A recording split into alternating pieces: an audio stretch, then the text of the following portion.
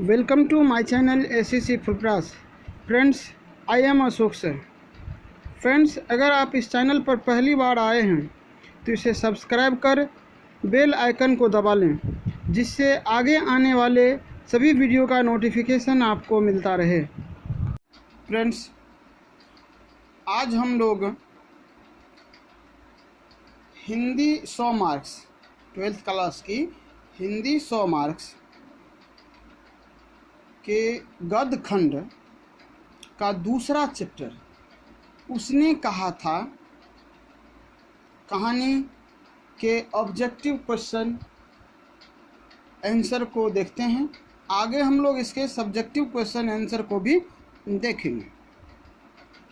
तो फ्रेंड्स, आप लोग इस वीडियो को अंत तक ज़रूर देखेंगे, जिससे आगे बोर्ड में आने वाले क्वेश्चनों को बनाने में आपको दिक्कतें नहीं होगी। यदि वीडियो आपको अच्छी लगे तो लाइक कमेंट्स करेंगे और अपने दोस्तों को भी शेयर ज़रूर करेंगे, जिनसे उन्हें भी बोर्ड एग्ज़ाम में अच्छे मार्क लाने में सुविधा हो, आसानी हो, मौका मिले। चलिए फ्रेंड्स, समय गंवाए बिना हम चलते हैं क्वेश्चन पर। पहला क्वेश्चन है हमारा कि उसने कहा था किस वर्ष की रचना है। उसने कहा था किस वर्ष की रचना है। तो यहाँ पर है 1915। 1915।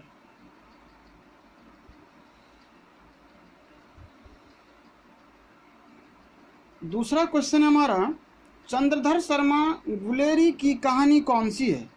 चंद्रधर शर्मा गुलेरी की कहानी कौन सी है। फ्रेंड्स, अभी जो हम लोग पढ़ रहे हैं वह है उसने कहा था कहानी, और जिसके लेखक हैं चंद्रधर शर्मा गुलेरी, तो जाहिर सी बात है इसमें होगा उसने कहा था। तीसरा क्वेश्चन है कि चंद्रधर शर्मा गुलेरी की वृत्ति क्या थी। चंद्रधर शर्मा गुलेरी की वृत्ति क्या थी। यहाँ पर वृत्ति क्या थी तो अध्यापन होगा। क्या होगा इसका आंसर? अध्यापन होगा। चौथा क्वेश्चन है कि चंद्रधर शर्मा गुलेरी जी का जन्म कब हुआ था। चंद्रधर शर्मा गुलेरी जी का जन्म कब हुआ था। तो 7 जुलाई 1883 को। फ्रेंड्स, अगर गूगल पर आप सर्च करोगे तो हो सकता है ये डेट आगे पीछे हो, परंतु हमारे पाठ्य पुस्तक में 7 जुलाई 1883 दिया हुआ है, अतः हम इसी को टिक करेंगे क्योंकि एग्जाम में यही आएगा। अगला क्वेश्चन है, किसी कहानी को महान कौन बनाता है। किसी कहानी को महान कौन बनाता है। फ्रेंड्स, आप भी जानते हैं कहानी को महान बनाने के लिए कहानी का उद्देश्य होना आवश्यक है, अतः आंसर होगा कहानी की उद्देश्य। अगला है कि चंद्रधर शर्मा गुलेरी किस युग के कहानीकार हैं। चंद्रधर शर्मा गुलेरी किस युग के कहानीकार हैं। तो आंसर होगा प्रेमचंद युग के।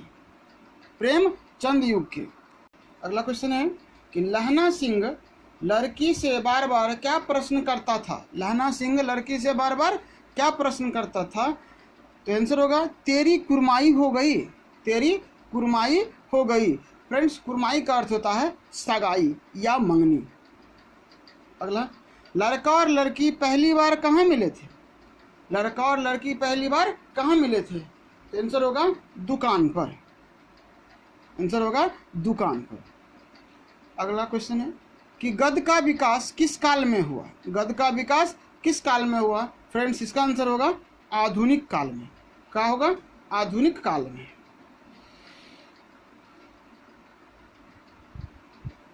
अगला क्वेश्चन, चंद्रधर शर्मा गुलेरी के पिता का नाम क्या है। चंद्रधर शर्मा गुलेरी के पिता का नाम क्या है। आंसर होगा पंडित शिवराम। पंडित शिवराम, क्योंकि इसे हम पहले भी देख चुके हैं कभी परिचय में। यहाँ पर चंद्रधर शर्मा गुलेरी जी का निधन कब हुआ था।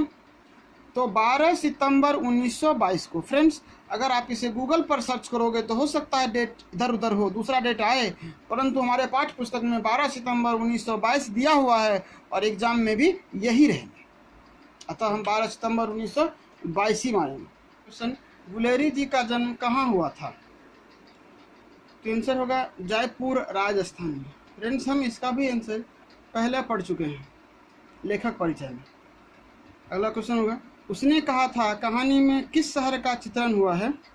तो अमृतसर का आंसर होगा इसमें अमृतसर। लहना सिंह की मृत्यु किसकी गोद में हुई? आंसर होगा वजीरा सिंह। वजीरा सिंह क्या था? एक सिपाही था। अगला, जर्मन लेफ्टिनेंट को किसने मार गिराया? आंसर होगा लहना सिंह। सिख राइफल के जमादार लहना सिंह का नंबर क्या था? 77, क्योंकि ये भी हम लेखक परिचय में पढ़ चुके हैं। अगला, सरकार ने सूबेदार को जमीन कहाँ दी है? सरकार ने सूबेदार को जमीन कहाँ दी है? आंसर होगा लायलपुर में। लायलपुर में। अगला 18 नंबर, गुलेरी जी किस गांव के मूल निवासी थे? आंसर होगा गुलेर गांव के। आंसर होगा गुलेर गांव के। 19 नंबर क्वेश्चन, कुरमाई का क्या अर्थ होता है? इसका अर्थ होता है मंगनी या सगाई।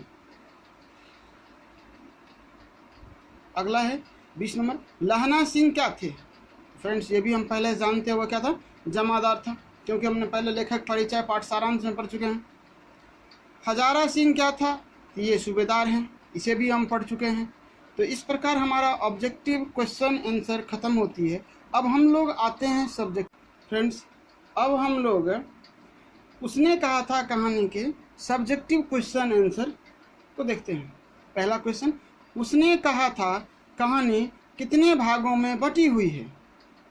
कहानी के कितने भागों में युद्ध का वर्णन है? ये पहला क्वेश्चन है। इसका आंसर होगा, उसने कहा था कहानी 5 भागों में विभक्त की गई है। इस पूरी कहानी में 3 भागों में युद्ध का वर्णन है। तो किस किस में है? द्वितीय, तृतीय तथा चतुर्थ भाग में युद्ध के दृश्य हैं। अगला क्वेश्चन हम लोगों का है, कहानी के पात्रों की एक सूची तैयार करें। अर्थात कहानी में कौन कौन से पात्र हैं उसकी सूची तैयार करें। तो इसका आंसर होगा, कहानी में कई पात्र हैं जिनमें से कुछ प्रमुख है और कुछ गौण है। मतलब कुछ सही से दिखता है क्या है, उसका नाम क्या है, वह ज़्यादा स्पष्ट है, और कुछ गौण है, कभी कभार चर्चा हुई। तो कहानी के पात्रों के नाम निम्नलिखित है। लहना सिंह जो इस कहानी के नायक है, सूबेदारनी, सूबेदार हजारा सिंह, बोधा सिंह जो सूबेदार का बेटा है, अतर सिंह जो लड़की का मामा है, महा सिंह सिपाही है, वजीरा सिंह सिपाही है, लेफ्टिनेंट साहब आदि। ये कहानी के प्रमुख पात्र हैं। अगला क्वेश्चन है कि लहना सिंह का परिचय अपने शब्दों में दे। लहना सिंह का परिचय अपने शब्दों में दे। लहना सिंह एक वीर सिपाही है। वह उसने कहा था कहानी का प्रमुख पात्र तथा नायक है।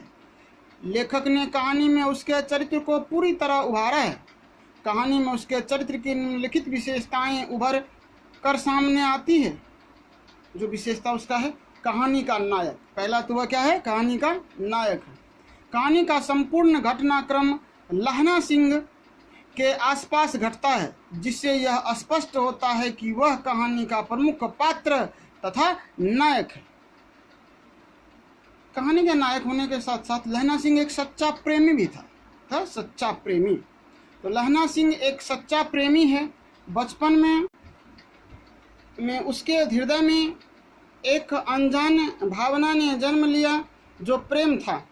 यद्यपि उसे अपना प्रेम न मिल सका, लेकिन फिर भी उसने सच्चाई से उसे अपने हृदय में बसाए रखा। इसके अलावा एक और विशेषता उसकी बहादुर तथा निडर। मतलब लहना सिंह बहादुर और निडर भी था। देखिए, लहना सिंह बहादुर तथा निडर व्यक्ति था, तभी तो वह बैठे रहने से अच्छा युद्ध को समझता था। अगला कि वह एक चतुर व्यक्ति भी था। तो लहना सिंह बहादुर होने के साथ ही साथ काफ़ी चतुर भी था, इसलिए उसे लेफ्टिनेंट साहब के नकली होने का शक हो गया और उसने चतुराई से उसका भांडा फोड़ दिया। उसकी एक और विशेषता है सहानुभूति तथा दयालुपन। अर्थात लहना सिंह सहानुभूति एवं दयालु भी थे। देखिए, लहना सिंह के चरित्र में सहानुभूति तथा दया भी विद्यमान है। इसलिए वह भीषण सर्दी में भी अपने कंबल और जर्सी बीमार बोधा सिंह को दे देता है। बोधा सिंह कौन था? तो सूबेदार हजारा सिंह का बेटा था। एक और उसमें विशेषता है वचन पालन का। लहना सिंह वचन पालन में पक्के थे। सूबेदारनी ने लहना सिंह से अपने पति और बेटे के प्राणों की रक्षा करने की बात कही थी, लेकिन लहना सिंह ने उसे एक वचन की तरह निभाया और इसके लिए अपने प्राण भी न्यौछावर कर दिए। चौथा क्वेश्चन है कि पाठ से लहना और सूबेदारनी के संवादों को एकत्र करें। मतलब लहना और सूबेदारनी के बीच जो संवाद हुए हैं उसको एकत्र करना है। यहाँ पर आंसर देखिए कि पाठ में लहना सिंह और सूबेदारनी के बीच कुछ संवाद है जो इस प्रकार है। तो बचपन में संवाद हुए थे एक बार, और एक बार उसके आगे उसे घर पर जाने के बाद, जिसे हम पाठ सारांश में पढ़ चुके हैं, आगे भी पढ़ेंगे। तो इसमें बचपन का संवाद पहले हम लोग देख लेते हैं। तेरे घर कहाँ है, ये किसने कहा था? ये लहना सिंह का बात था। मगरे में और तेरे, ये थी सूबेदारनी की। माझी में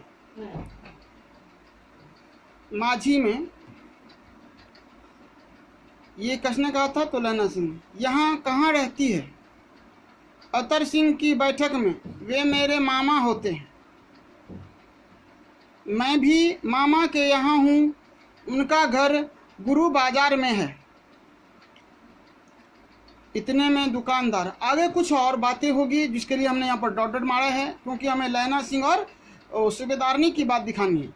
लड़के ने मुस्कुरा कर पूछा, तेरी कुरमाई हो गई? इस पर लड़की कुछ आंखें चढ़ाकर धत कहकर दौड़ गई। बीच में कहानी में कुछ और टर्म्स हैं जिसको हमें नहीं दिखाना है। हमें केवल लड़के और लड़की के बीच की बातें दिखाना है, वार्तालाप दिखाना है, संवाद दिखाना है। लड़के ने फिर पूछा, तेरी कुरमाई हो गई? और उत्तर में वहीं धत मिला।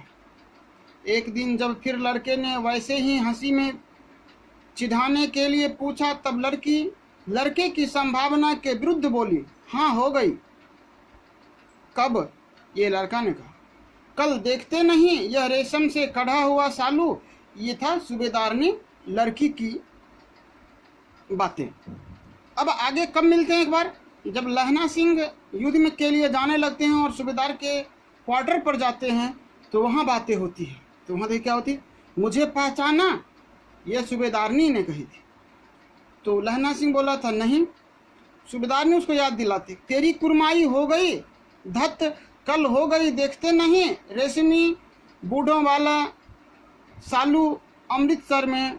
सूबेदारनी कह रही है, मैंने तेरे को आते ही पहचान लिया। सूबेदारनी बोली कि मैंने तेरे को आते ही पहचान लिया। और आगे कुछ और टर्म्स है, जिसके बाद वह लास्ट में बोलती है, तुम्हारे आगे मैं आंचल पसारती हूँ। तुम्हारे आगे मैं आंचल पसारती हूँ। तो फ्रेंड्स, हमने पहले भी पढ़ा है सारांश में, या आप कहानी पढ़ोगे तो उसमें पता चलेगा कि आंचल वह क्यों पसारी। तो अपने पति और पुत्र को बचाने के लिए जमादार लहना सिंह से सूबेदार ने भिक्षा मांग रही है, इसके लिए उन्होंने उसके सामने आंचल पसारी थी। 5 नंबर क्वेश्चन, कल देखते नहीं यह रेशम से कढ़ा हुआ सालू। वह सुनते ही लहना की क्या प्रतिक्रिया हुई थी? मतलब जब लड़की ने बोली थी कि कल, और देखते नहीं यह रेशम से कढ़ा हुआ सालू, मतलब मेरे शरीर पर है। तो जब ये बात सुने लहना सिंह अर्थात लड़का, तो क्या प्रतिक्रिया दिया वो देखिए आंसर में। कल देखते नहीं ये रेशम से कढ़ा हुआ सालू। यह सुनते ही लहना को काफ़ी गुस्सा आया, साथ ही वह अपनी सुध बुध ही खो बैठा। इसलिए घर वापस आते समय एक लड़के को नाली में धकेल दिया, एक खोमचे वाले के खोमचे बिखेर दिए, एक कुत्ते को पत्थर मारा और एक सब्जी वाले की रेहड़ी पर दूध उड़ेल दिया। एक वैष्णवी अर्थात पूजा पाठ करने वाली औरत से टकरा गया, जिसने उसे अंधा कहा। तब वह अपने घर पहुंचा। इसके बाद वह अपने घर पहुंचा। तो ये प्रतिक्रिया थी गुस्सा में।